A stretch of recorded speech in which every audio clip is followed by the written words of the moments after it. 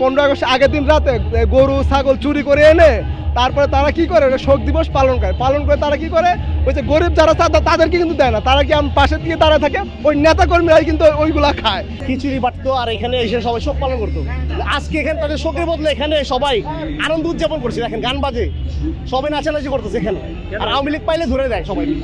বিগত দিনগুলোতে যারা আওয়ামী লীগের দোসররা ছিল, স্বৈরাচার ছিল, এরা কিন্তু অনেকে বলে যে আওয়ামী লীগ সরকার, কিন্তু সরকার ছিল না, এরা ছিল ভারতীয় দালাল, ভারত ছিল এজেন্ট, ভারতের তারা দিল্লির প্রেসক্রিপশনে সরকার চালাতো।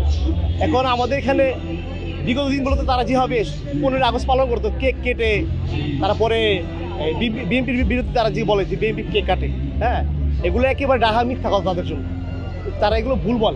বিএনপি যেটা বেগম খালেদা জিয়ার যে জনবার্ষিকী, এটা একদমই সত্য, এটা বাস্তব, কিন্তু তারা এটা মিথ্যা বলে প্রচার করার চেষ্টা করে।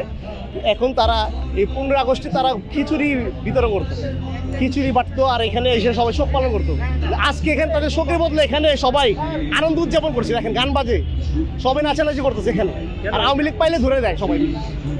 এটা হওয়ার কারণ ভাই 17 বছর মানুষ নির্যাতিত, ভাই 17 বছর মানুষ অনেক কষ্ট করছে।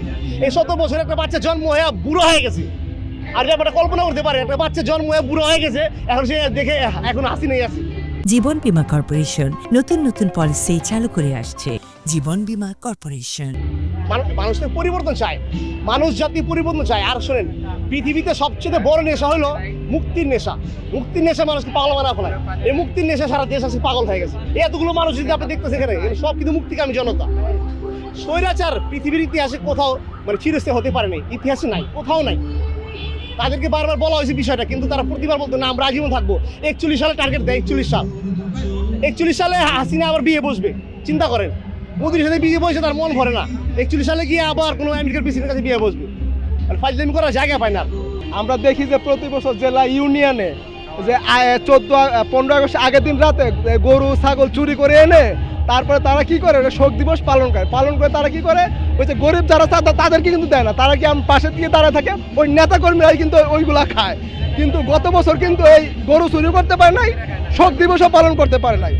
যদিও 2-1 এখানে আসছিল, তাদেরকে ওই শ্রীলঙ্কার স্টাইল করে শুধু জায়গাটা রাখা হয়েছিল। গত বছর আমি আসতে পারি নাই, আমি এই বছর জুমার নামাজ পড়ে আসছি, 2-1টা আওয়ামী লীগ পাওয়া যায় কিনা। আওয়ামী লীগ হয়তো এখানে 2-1 আমাদের মধ্যে হয়তো ঘোরাফেরা করতেছে, কেউ প্রকাশ করতেছে না। যদি প্রকাশ করে তাহলে ওই যে একবার বলছিল না 0 পয়েন্টে সমাবেশ করবে, তখন আমাদের জনতা তো রাতে গিয়ে সেখানে অবস্থান নিয়েছিল। ওই 0 পয়েন্টে যে অবস্থা হয়েছিল, এই 32-এ যে অবস্থা হয়েছিল, 2-1 প্রকাশ করে যে আমি আওয়ামী লীগ ভালোবাসি, তাহলে তারও সেই অবস্থায় হবে। মানুষের যে ক্ষোভটা, হ্যাঁ, এটা নতুনভাবে তৈরি হয়েছে 24-এর আন্দোলনের পরে। শেখ হাসিনার যে তার গণহত্যা এবং স্বৈরাচারের আচরণটা, এটা সে পুনরায় সে জীবিত করছে। তার বাবার যে কিছু দোষ ছিল, স্বৈরাচারের যে আচরণ ছিল, সেটা সে পুনরুজ্জীবন সে পুনরায় জাগরণ করছে। সেটা মানুষ অতীতে তো আমাদের যে শেখ মুজিবের যে বাকশাল কায়েম এবং সে স্বৈরাচারের আচরণ আমরা কিন্তু দেখি নাই।